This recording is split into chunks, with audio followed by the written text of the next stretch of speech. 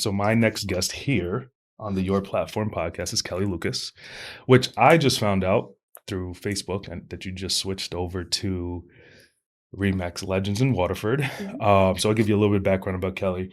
So she started in 2021, right? Is that your first journey? January 1st. January 1st. So Yep. you, new year, new you. Yep. You came on board. You said, I'm going right into real estate. So that's awesome. And during that time, so short, 3 years, rookie of the year, rising star, and you're heavily involved in the community. So that's awesome. And some of the things that I found out in my research, because I did have to do a little bit of research. I know of over the last couple of months now, I've been an affiliate member for the last like 8 months. We've got to know each other a little bit, but some of the stuff that I'm about to mention, I didn't know. Obviously you're an active member and events director for the Women's Council of Realtors. You were named 5-star rising professional when you were with CR Premier. Awesome. 2022 rookie of the year. So I don't understand how, because your field, I just don't even know. So we're going to talk a little bit about what you do and whatnot. And you donate to Brain Tumor Alliance and coordinate running for rescues. Right? I used to, yeah. Used to. Yeah. You have. Okay. I have. Well, welcome to the show. So the idea of the show is give you the platform. Want you to talk about you a little bit, share a little bit about yourself, and give you the spotlight. It's been fun doing the episode, so I get to learn a little bit about your work, and we'll take it from there. So let's talk about your real estate journey. What kind of got you in it? Like when did you decide this is what I want to do, and why did you decide to go into it? So I'm the person of a million jobs. But I was always that kid that I guess like when I was younger, I always wanted to look at house listings, which I'm sure a lot of people do, but I always grabbed those free magazines with the houses. And as I was in my, I think mid to late 20s, I was like, okay, I've been like working at breweries and I have a degree in psychology and I did a lot of theater. So I was like, okay, I don't really have passion for the psychology field anymore and going farther, and theater, it's not stable. So I was like, well, I spent some time living in New York and I just was like, I kind of want a career and figured real estate is really cool. But then it kind of got pushed to the back burner, had a kid and kind of was like more staying at home and working at a brewery part-time. So that way I didn't have to put him in daycare. And then finally COVID hit and I was like, you know what? This is my moment. I'm going to finally go for what I want to do and start my career as I'm, like in my 30s already. Like, no, I'm just going to go for it. I'm not going to push it off. And I took the class over Zoom during COVID and I got licensed December 2020. And I was already interviewing and I started working with Marilyn at Remax Legends January 1st, 2021. Oh, so you were there beforehand. Yeah. And then you went back. Yep. Yeah. That's interesting. I will say, and I meant to do this as part of the introduction, your son Tyler is, every time he's around, he's such a joy. When we went to the corn maze and how he interacted with my kids, he's such a good boy. And then we had the YP event. He just sits there and, he's coloring and whatnot. So it's always fun to see him around. So every time, we have these events, we got the ones coming up in the summer. I know my son Cam had a good time with him. So it'll be fun to kind of get them together again. So, when you think about real estate, there's a lot of different things. And one that I lack knowledge on, I'll be completely honest, because from an insurance standpoint, it's just like, I insure the dwelling, I insure the roof, this, I know that piece. But what is there a specific aspect that you enjoy most about the real estate transaction and dealing with folks? I enjoy that it's always different. Mm-hmm. You never know what's going to happen. And you can, this is also a stressful thing about it, is you can be going along just fine and dandy. And then all of a sudden you get one wrench and it's like, oh, wait, no, this isn't going to close. But for the most part, I like the diversity in it. I like how it's always changing. And, you see these different homes. And I feel like the more you go into these homes, the more you can learn, the more you can kind of grow as a person and as an agent. And fulfilling that dream of homeownership for so many people. It's cool. It's cool to see. And then like if you keep in touch with them, seeing how much they still enjoy their home years later. And it's nice. That's awesome. So I think, I've been doing insurance for, it's coming up. This is my 9th year being in the industry. And, you being this is your third full year, right? Or fourth full year? Fourth, third. So yeah, I did. So this will be this will This is be going my to be your fourth. Yeah. fourth year So I've coming up. had 3 full. Yeah, if you had 3 full. Math. Math, right? Yeah, we'll edit this part out. Um, the actual skills that need to be developed to, whether that be cold calling, whether that be prospecting, networking, public speaking, what were some of the hardest parts of that transition from, you had, I did a little research. You were at Colchester Eye Care. You did Charles Toyota. I forgot what brewery that was on there, but I did Beard and Outer Light. Beard and Outer Light. And then, you also worked in New York. You compile those skills and you transition into what you find as a career role. What were some of the harder ones for you? I'm more of an introverted person. I'm not I wouldn't say that I'm an outgoing kind of personality. Stop it. I have to Yes, you are. make myself get out there more and put myself out there more, which is a challenge. Cold calling has never been a strong suit. I've definitely in my life lacked some confidence, which I've really tried to overcome. And actually, Tyler is a very great booster for me. Anytime I'm like, oh man, I don't know if I can do this. He's always like, you can do this. That's right. That's right. Yeah, so he's a great support. But yeah, I would say that that's just putting myself out there and being so vulnerable. Yeah. And you couldn't tell though. When I first joined eCar as an affiliate member, you were like the most welcoming to the group. Like you could never tell that internally that's how you feel. That you don't want to.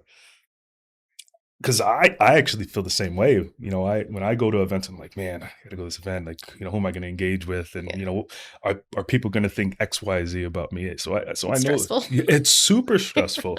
But then you have outer light subduction here or there, and get nice and loose. That's the kind of the beauty of it. So, when you think about the actual process of getting licensed, I gotta imagine it's pretty robust and a lot of work. And how many tests? Because I don't know. Do you take several tests or just one big test? Or so it's one test at the end of your class. Okay. Which again, because it was on Zoom because of COVID, sure. It was very rigid. Yeah. So you had to take a video of your entire room to make sure that there were no multiple entry points, that they could see your paper that you were working on. Yeah. And so that was the class test. So as long as you passed the class test, then you go and take the state test. Yeah. And luckily I passed it on my first try. Good for you. Yeah. I got COVID actually. The one time I've had COVID, I got it right before my test. So it was 3 weeks, I think, before my test scheduled date. So I just basically sat in my room and studied. Oh God. So I had to quarantine. Yeah, for 2 weeks, right? At that point, it was 2 weeks. So I was in the free and clear just under a week, I think, before my test. Yep. So I was definitely very, very nervous, but yeah, so it was just the two. The testing portion, the studying, I know it took me about 6 weeks to get my licenses. I had to take 2 tests for property casualty and life insurance, but you need a lot of support to go through that. Who were some of your support systems and what are some of the people you relied on? Because I know when I was testing, I'm like, this sucks. This stinks. And I wasn't a good tester. I studied more for my life insurance test and my P&C test more than I studied about anything in my life. So what are some of the support systems that you had to get you through that?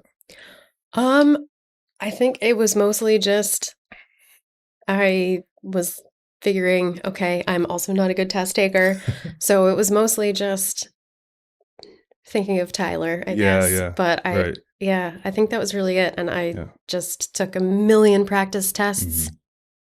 And I mean, my dad was always supportive of that too, because my aunt and my grandfather were actually both RE/MAX agents. Yeah. So my aunt is still a broker down in Florida. Oh, really? But nice. Yeah, runs in the family. Yeah, that's nice. Yeah. That's nice. So starting during COVID, right? Mm-hmm. You got lockdowns, social distancing. You have obviously probably rescheduled because you had someone had COVID. They had to say, hey, we got to do this another time for viewings. With the dynamic from then to now, there's been significant market shift. What's been some of the challenges around that? It's been, I think, just like as a newer agent going into this with multiple offers on so many things, and that got worse after my first year. Yeah. So it was like still prominent, and I know it was hard for a lot of buyers Mhm. in my first year, and Yep. it was definitely hard for me because I didn't necessarily know all the tactics. Yeah. And I mean, Marilyn was a great tutor, so she Yeah. taught me a lot.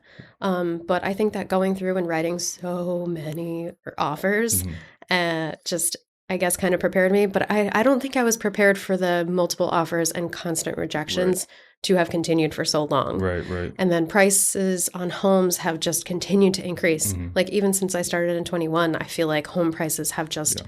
continued to go up. Yeah. Interest rates continue to go up, and it's definitely been a It's challenge. tough, right? Because you have a situation where people probably would love the opportunity to get out of their house because the value of the house, but where are they going to go? Exactly.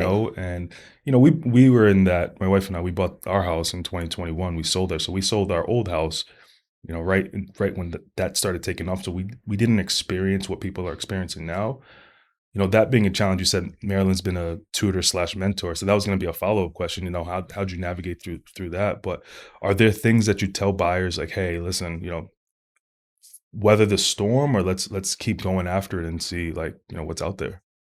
Yeah, I mean, I just try to be as positive as possible. I think that's part of our job Yeah, of is, course. like, hey, I know that we offered a stupid amount over asking, and Yeah. I know that this is our like 20th offer that has been rejected, Right. but the right one will come along. Right. We'll get the right one. And I've had some buyers that are like, you know what, maybe it's just not the right time for me. And then like 6 months down the road, they're like, hey, Yeah. I think I'm ready again. Right. Like I've taken a breath, I've taken a step back, Yeah. I'm ready to go again. And yeah, it's more just I guess, yeah, keeping positive Yeah. and Sorry, I didn't mean to cut you off. One of the things I'm asking all the guests, because I don't know if you probably saw a little bit of Keith's, and mhm. I like to know what people lean on from a foundational standpoint for principles for themselves. You know, whether that be discipline. What are some things in your day to day that you make sure that you do not miss, that you do? So whether it be an email campaign, a social media blast, which we know you don't do social media. I Um, try. so if it's okay, some of this stuff will go on social media for you, but if, you let me know, we can figure that out. And so I just like to know what like some of the principles are. For me, I like, I try to stay as disciplined as possible when it comes to my interactions with folks. I don't know if it's a bad thing, but I try to be radically transparent, and hold myself accountable. I think those are three things for me in work that helps me stay in line. And then you have your routines and stuff more. So anything for you that you get going with a routine, and then these are things that you try not to miss out on. Yeah, email, Mhm. huge, huge. I'm always trying to make sure that my email is like top of mind Yeah, because yeah, so much comes through there. right, And I'm always making lists yeah, because I can be forgetful yeah, and of I know course, that about myself. of course, So I make sure I have these lists going right, so that way I can be like, oh, hey, okay, I forgot this. yeah, Let me go back. yeah, And then, yeah, the transparency too for me. I try to be very honest with my buyers, with my sellers. Um, I never want to be that pushy person. Like I had some buyers come to me and they said that they left their last agent because she kept pushing them to go to a price point that was out of their comfort zone. And I never want to be that person. yeah, I want to make sure that I'm listening to my right, buyers and right, I'm doing what's best for them, which is, I mean, that's part of our role correct, anyway, is working for our right. clients. So I want to make sure that I'm honest with them and that I'm keeping their best interests in mind. That's kind of brings me to my next thing. So winning Rising Star Rookie of the Year, that's impressive. Again, I don't know the real estate process from beginning to end. The only thing I know is the end because that's where I come in. um, you know, some of the best realtors I know are known for doing things for their clients and being there for them. Is there anything that specifically sticks out that you went above and beyond? Because those accolades that you have, that means you went above and beyond for people to be Rookie of the Year, Rising Star. Is there anything specifically that you could think of or you could share with me that you went above and beyond? No names, just quick, scenario or anything that had happened. Trying to Sorry, I didn't mean to put you on the think. spot. Um, I mean, I think that Um, so I mean, the rookie of the year thing, yeah, it's like a nomination. You have to close like X number of transactions. You're like involved. Sure. And I don't know. I think I just try my best to just keep working Yeah. for my Yeah. buyers. I work with a lot of buyers. Sure. I've worked with some sellers, Yeah. but just making sure that I'm there for Yeah. them. I guess one I do remember was my first that was military, and they were across the country. Mhm. And you wouldn't think it, but those video tours and video showings really take a lot.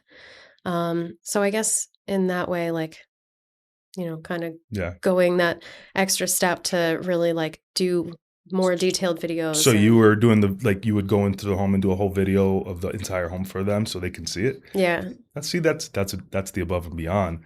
I mean, because when we were first looking at our first house in Quaker Hill in 2016, we found a person who my wife was like, "Oh, she's the one on here," and I was like, "Fine, we can do it. That's fine. I mean, I know a few, but let's go ahead. Let's use her."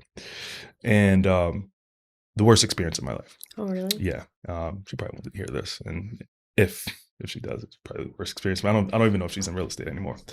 And the reason why is because, as you know, we were 25 when we bought our first house. You know, we're 4 years out of college. I was 25, she was 23, and long story short, it came to home inspection day, and she texts us, "Hey, we're running a little bit late."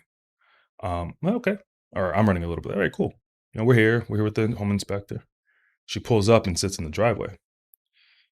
And then she calls me and asks me to come outside real quick. I'm like, okay. She goes, "Is it okay if I leave? I have to go show a $750,000 house in Stonington." And to me, that ruined our experience. Me and my wife were like, "What?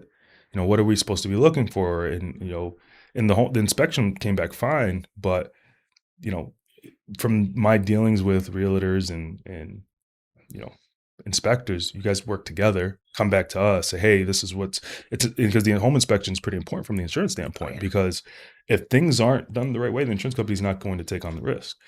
So needless to say, it was just a bad experience. So just hearing that you did it for them, like, "Hey, I did this groundwork," and hopefully they bought that house. They did. Right. Yeah. So it's just, that is an above and beyond piece there. So I kind of want to talk about your involvement in ECAR, Women's Council. What are some of the, you've been in part of it for 3 years. Um, what are some initiatives or projects that you've been involved with over the last 3 years? YPN, I mean, was definitely a big one. Hmm. That was the first committee that I joined Yep. when I started with ECAR, Mhm. just because Erilyn was like, "Get involved, it's Yeah. Yeah. good, get involved," Yeah. and she thought that it would help me kind of like ease more into it and get more Yeah. comfortable.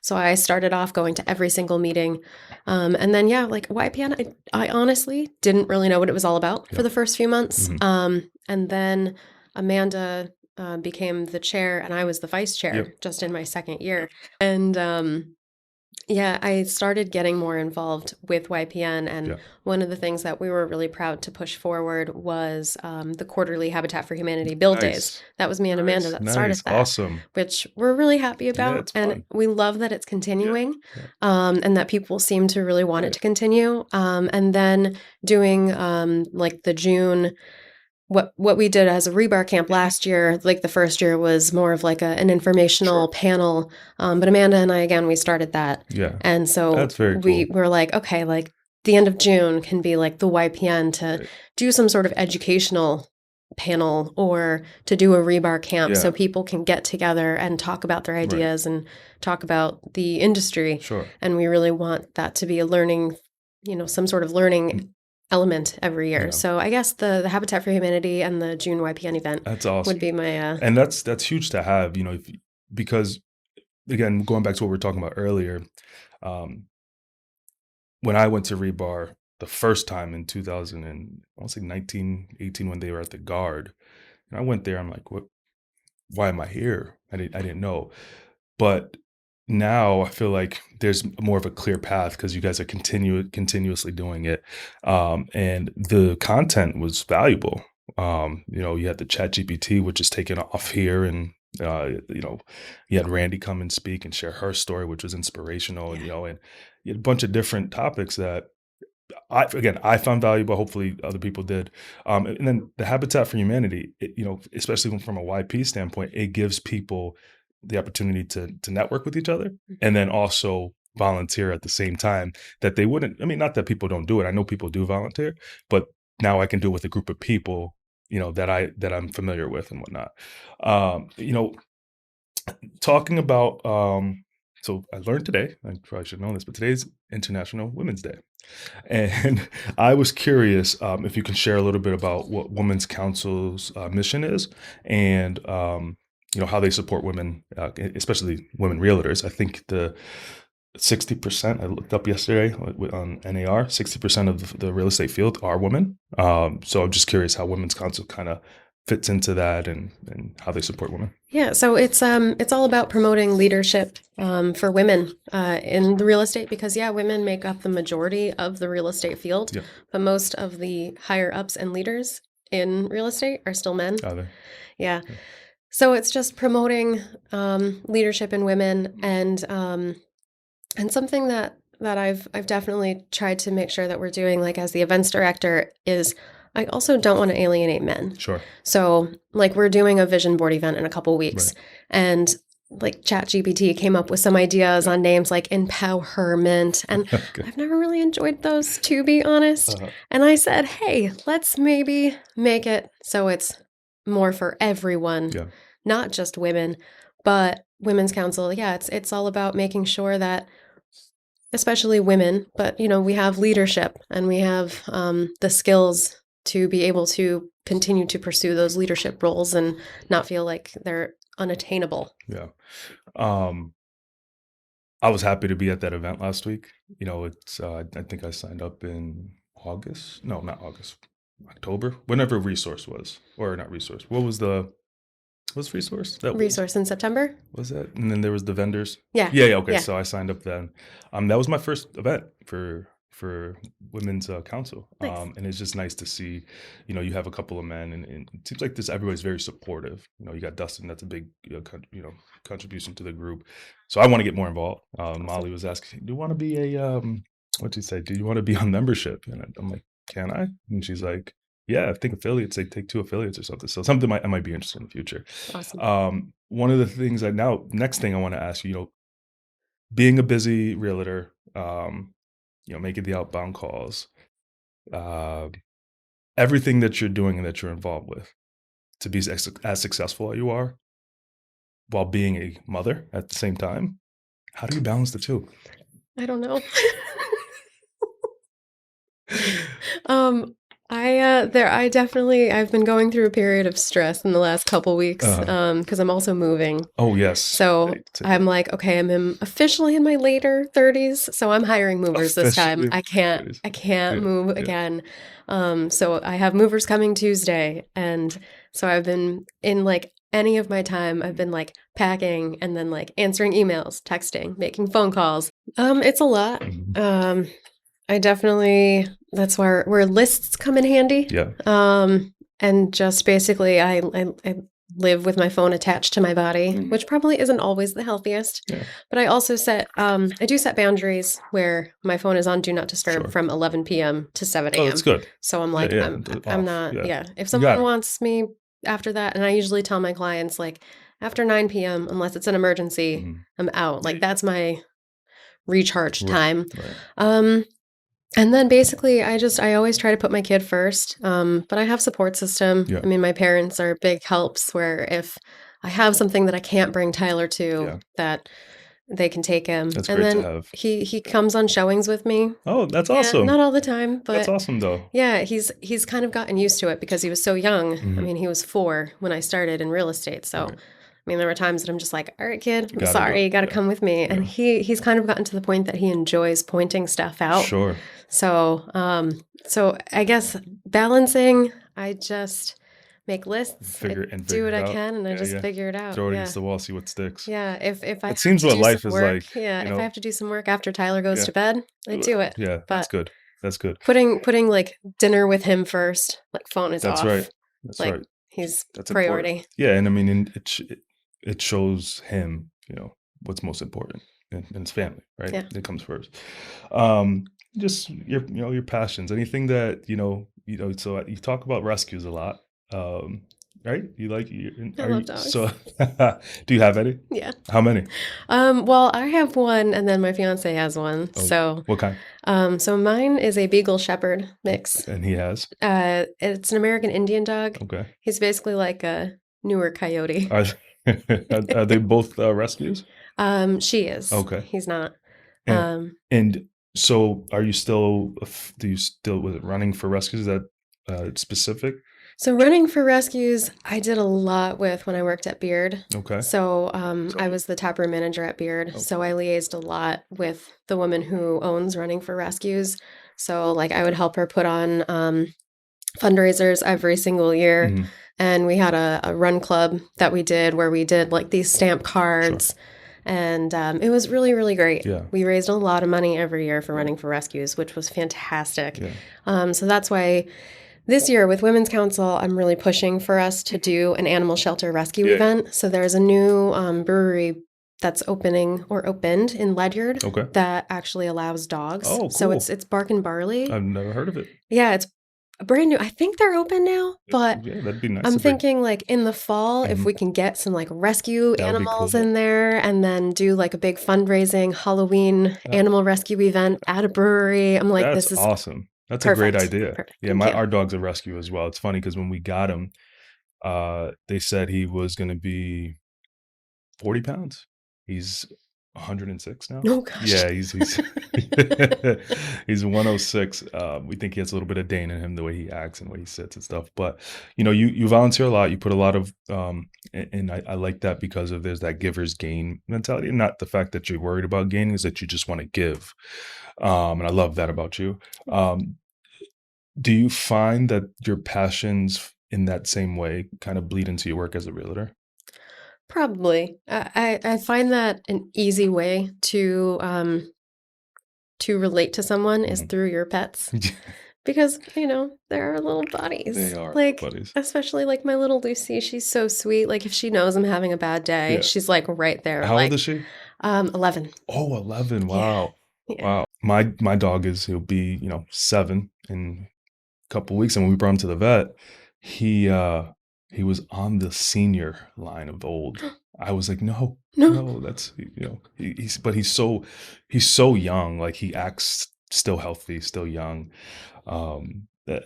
It's just funny because they are funny and they are like they know when you're having a bad day Oh for yeah. sure. They're the And best. sometimes he can be a little annoying, but love him, love him to death. I mean, that's kids too. Yeah, that's that's Sometimes they true. can be a little bit trying, That is but true. we love them. That's right. And, That's right. The trying is an understatement. Trying is an understatement. So let's talk kind of about the real estate market a little bit. Okay. Um, what do you think are some of the unique features of Eastern Connecticut or Southeast Connecticut of their real estate market? Um, Southeast Connecticut's weird Mm-hmm. because we have like those quiet corners Mm-hmm. where you can get less expensive homes or like something with a lot more land. Sure. But then you have like the shoreline towns that are just, you can go from one part of the shoreline town and you can get something pretty inexpensive, or you're like $1 million Yeah. plus. So Southeast Connecticut, yeah, it's weird. And I've lived besides like some time in New York, I've lived in Southeast Connecticut since I was like 4. Yeah. So, yeah, I just think that you can come across so many different territories and like different vibes that no matter what a buyer's looking for, Right. I think you can pretty much find it in Right. Southeast Connecticut. Like you got the hills, you got the mountains. Right. We do have a lot of homes that are really old and maybe haven't been cared for as well as they should have been, which is really sad. Yeah. So I'm happy to see some more like renovation loans coming Yeah. out because I'd love to see some of these distressed homes Right. get a really caring owner. I would too, because then I can insure them. Yeah. Yeah. So I'd say 2021, there was a pretty seismic shift with people being outbid and outbid and outbid or putting offers Mhm. outbid. You just mentioned that earlier in our conversation. Since then, have you seen any significant trends like with the market and how things are going? Are they slowing down a little bit? Do you anticipate it cooling a little? Like, From what I'm seeing, I don't know. It's hard because anytime there's a house that comes on that's not distressed, it's a gone. complete all-out war, Yeah. and, that, like, 250 to 350 range, I've found to be extraordinarily difficult. Mhm. People in that 250 to 350 range, it's I feel like it's a really Yeah. competitive price point. And I know that there are other competitive price points, but I Right. find that to be, like, the more desirable. Mhm. So if you're looking at something that's, like, 299, expect that it's gonna go for, like, 350 unless it's not a nice house. Yeah, Um, I have a friend who put an offer on a house, 450, and, no, sorry, it's the house was listed for 450, and they put an offer of 500 on it. Nice 1,600 square foot home, but it's just like, that's crazy. That is insane. yeah. What advice do you have for people right now in kinda in this market? Somebody comes to you and, "Hey, Kelly, what would you suggest for me? I wanna buy a house, 350, 400. I keep getting outbid. You know, do I wait? Do I back off? What do you suggest? Do we revisit this?" So we look at our tactics. And, I think that's the first step is like, okay, when you're offering over asking, a bunch of other people might be offering over asking. So, like, what type of loan program are you using? Because that's going to come into play. Sure. When you offer well over, are you able to offer an appraisal gap? Mhm. So, if the appraisal comes in below what you're asking because you're asking or offering so high over, do you have that appraisal gap in place so the seller isn't going to be worried Right. that they're not going to actually get that money? Right. For inspections, I always recommend, even if it's just do home inspections, Mhm. but you can do them for your own knowledge, You so have you're to. not gonna ask for repairs. Yeah. Like, that's another tactic that you can use. Flexibility with closing dates, Mhm. like, reevaluate all of that stuff, Mhm. and if you're doing all the things that you can, also your earnest money deposit at the beginning, Right. like, are you putting, like, $1,000 or are Right. you giving a little bit more? Yeah. Just kind of reevaluating those to start off Yeah. with, and then maybe looking at homes, a little bit lower so you have more wiggle room Right. and just making sure that you're staying within your comfort level. Yeah. Yeah. That's Yeah. a big thing. And I always get nervous for specific people that I know that are looking because I'm thinking like I'm not one. I tell my wife this all the time because we'll discuss, like, we'll look at different houses. I'm always like, I could never put our house now is inflated so much, and the mortgage on that house is almost double what we pay now. And I just feel bad sometimes for folks who are like really in a good position to buy a home, but they can't because of that situation. Yeah. So the outlook over the next year or two, what do you think? So they're they're a little bit back and forth on like interest rates, which I think is playing a huge factor. Mm-hmm.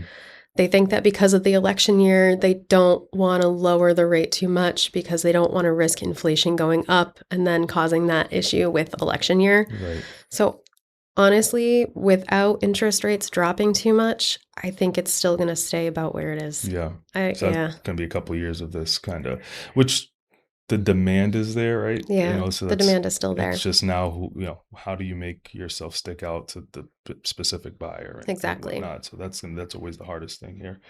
Um, y- in real estate and insurance and mortgages and business, you look to build clients, Mhm. not customers. So you want someone who they bought their house with you, and now they're going to sell their house with you, right? What do you do to build those relationships? How do you build that trust with clients? I think I just try to put my personality out there. I Mm. try to make sure that they see the real me and they don't just see this person who's like, robot getting them through the transaction. That I try to just be personal. Like with the animals thing, like Yeah. I talk about their dogs if they have them, their cats. Right. We talk about all that stuff. I just try to build a more of a bond with them while we're going through the process Right. and make sure that they see that I am truly there for them. Right. Come back with a closing gift, make Yeah, sure that's that great. I'm like, hey, you're in your That's house. great. How's it going? Yeah. Sending them cards, like especially at the holidays. I do a newsletter. Mhm. So making sure that they're on my newsletter distribution list, those kinds of things, You're gonna just have to show me how making to do sure. the newsletter for I YPN. will. MailChimp. It's really Yeah, easy. okay, Yeah. good. I'm getting a little nervous about that. I'll help you. Sorry. Um, what are some skills and personalities? So obviously you just said, just try to be personable with your clients. But to be a successful realtor, what do you think is most crucial to be able to be successful as a realtor. Not screwing up your transaction. So I think what she means is attention to detail. Yeah. Yeah. Okay. If you need to get the lender something, make sure Yeah. you get it to them. Yeah. Make sure you're keeping all parties up to date on Sure. what's going on. Sure. Yeah, just staying on top of it and just being there. Like Yeah. if your people have questions for you, making sure that you're there for them. Is there anything that you wish you knew 3 years ago when you started that you know now? Um, probably that even if you're starting to get to a point where you're feeling more comfortable and confident with where you are in your sales, that things can still change, and you want to make sure you're prepared for anything that may come your way. I always say, preparation is 100% like best thing ever, I Mhm, think, in my opinion. There's a saying, the separations in the preparation. The people who are go from good to great are well prepared, whether it's athletes, business people. You go to your leaders, your mentors, anything that you've asked them, they prepared for certain things. mhm. Um, so that's all I have. Where can people find you? So I'm at Remax Legends in Waterford.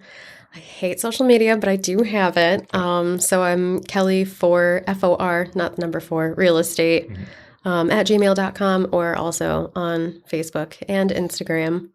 Kelly Lucas Real Estate. Yeah. Awesome. Yeah. Kelly, thank you very much for letting me do Thanks for this. having me.